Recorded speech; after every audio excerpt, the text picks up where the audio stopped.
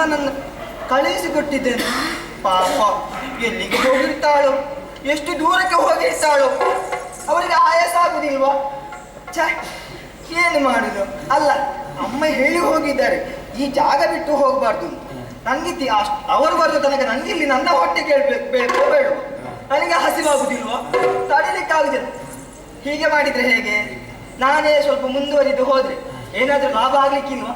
ನೋಡುವ, ಹೋಗ್ತೇನೆ.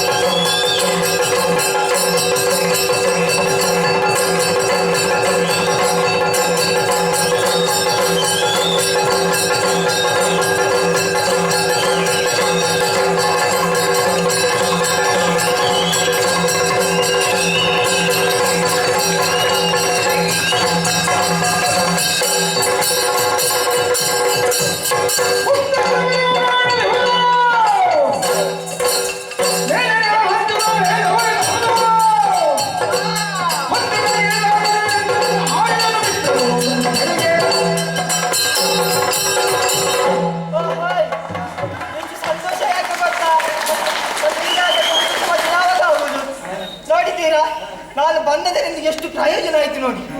ಅಲ್ಲಿ ನೋಡಿ ಅಂತೆ. ಓ, ಒಂದೇ ಇರುವುದು ಕೆಂಪು ಕೆಂಪು ಕೆಂಪು ಹೊಳಿತಾ ಉಂಟು. ಒಂದು ಹಣ್ಣು, ಛ, ಅದಲ್ಲ ಹಣ್ಣು.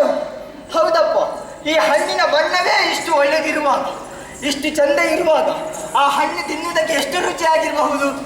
ಹಾಗಾದ್ರೆ ನನ್ನ ಅಮ್ಮನನ್ನು ಸುಮ್ಮನೆ ತಣಿಸಿದೆ. ಯಾಕಪ್ಪ ಅಮ್ಮನನ್ನು ಕಳುಹಿಸಿಕೊಟ್ಟೆ? ಛ, ಏನೇ ಆಗಿ ಅಮ್ಮ ಬರುವ ತನಕ ಈ ಒಂದು ಹಣ್ಣು ಸಾಕು. ಅಯ್ಯೋ, ತೆಗೆದು ಹೇಗಪ್ಪ? ಮೇಲೆ ಉಂಟಲ್ವ? ನೋಡುವ, ಯಾವುದಕ್ಕೂ ಮೇಲಕ್ಕೆ ಹಾಡ್ತಾನೆ ನೋಡುವ.